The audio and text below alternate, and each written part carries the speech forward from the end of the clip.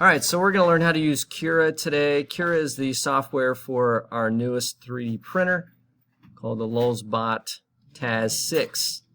So a couple things. If you go into Material, you can click on All, and this will pick all the different materials that are available to print. And these are materials that are sold by Lulzbot. So if you click on like PLA eSun and then go to Material Information, it'll actually take you to their website and show you the material and where to order some.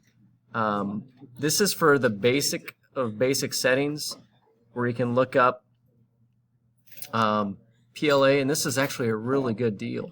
Wow, that's great. 1 kilogram reel for $12.48. That's about as cheap as you can get right there. So anyway, so you can go there and it will actually give you the values. So this is the simple quick print mode. So you can pick high detail, high speed, or standard. Standard is fairly typical if you're doing a part. And then these are some support options that you can actually read about in terms of what a brim is and what a support structure is for this. But we're actually going to load a model onto our platform. A couple things before we do that. You can actually print all at once or print an item one at a time.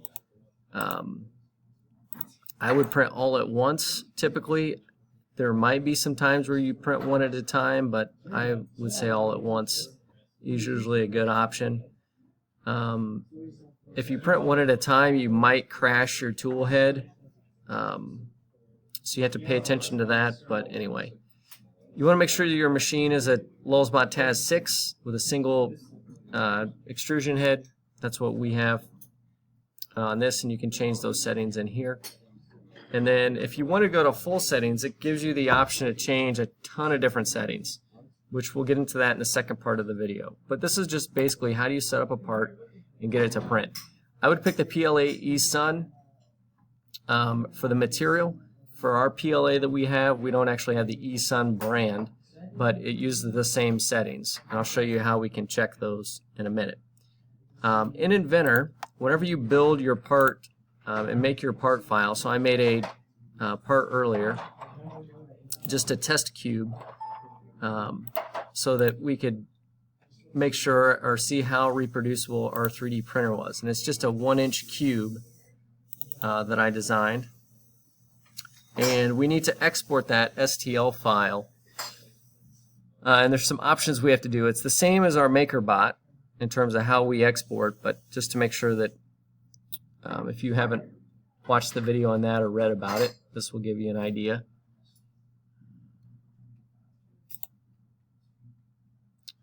I don't really care about this. So we're going to open this part, and then we're going to do a save copy as. And we're going to save it as an STL file and choose millimeters as our default units. If you don't pick millimeter, it doesn't come in the correct scale. At least the MakerBot doesn't. I'm not quite sure if Cura does it or not, but we're just going to do it this way because it's the same for both machines. Maybe. I'm going to pause. Okay, so here's our part. We're just going to go into at the top here. We're going to click on this and do a save copy as. And when we do that, we're going to select STL. And then I'm going to go into options and make sure that the units are in millimeters. So it defaults usually centimeters or inches, but we're going to check that over to millimeters. Click OK. And actually, I already have the part saved. And then I'd click Save right here. And now you're going to go into Cura, and this is where you would load your model. And just go to the place where that's saved, and I have it saved right here. And I'm going to go ahead and open that STL file. Puts it right in the middle of your build plate. Right off the bat, again, if I right-click, it allows me to move it around, and I can use my scroll wheel to zoom in and out, so I can actually look around the part or piece. The XYZ coordinates are from the back corner of the plate. So this is your build plate right here, and you can click and move it to wherever you want on the build plate. So if you're putting multiple items, it'll do that. It also gives you a quick measurement for how long it's going to take, and then also how many grams it's going to take up, and how many meters of material. So this is going to be 8-gram print, which again is pretty small, and because it's not a solid block, there's a 20% infill in here. So again, it's going to be pretty hollow on the inside.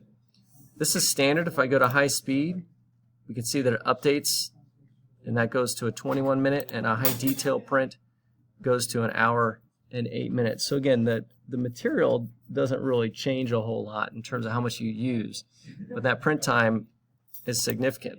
So I'm going to go to standard, and we'll see how it does. Now, if you want to go into a little bit more detail than this, in terms of how to manipulate it, there's a scale factor, so you can make sure that your width, depth, and height are all 1 inch, so 25.4 millimeters is correct. And you can change the units that it displays as. I'm not going to worry about that right now. This allows you to reset or to drag and change the scale, and you can change it so it's locked or unlocked, so you can actually make different shapes if you wanted to. But you could just kind of click on it and then pull, and you can then change the scale, or you could reset the scale back to the appropriate one. You can also rotate it, so if you want to rotate it among different axes or lay it flat so it's on the build platform, you can do that. You can also mirror it, so you can actually change. Now this doesn't do anything because it's a cube, but this would actually flip it on different axes if you did that. If you go into Expert and go to Switch to Full Settings, it's going to copy these settings over to my full settings. So I'm going to say yes. And this allows you to actually manually change the layer height, the thickness, the fill density. So you can change this to 10% fill. So you can see that it's going to change the amount of time possibly, and change the weight of the material. So again, it doesn't really change the amount of time a whole lot, but it does change the mass. You can change the print speed. So if you want to speed it up, again, not going to change it a whole lot, but this is kind of the key for the PLA. It needs a bed temperature of 60 and a print temperature of 205, and it says that on the packaging that we have from the material we got. So that's important that we make sure that these two are correct. So that's why the eSun material is good, because that's the default setting for the eSun PLA. You can also go into advanced and change the nozzle size and the retraction speed and how far it retracts the material, the initial layer thickness that it lays down. You can change a lot of different things that about the speed, how fast it travels, how fast it lays the layers, if the cooling fan is on or not, and then different plugins for things that you could do. Like you could pause it at a different height so you can change material, and then that would allow you to then have multi-layer, colors that are different layers.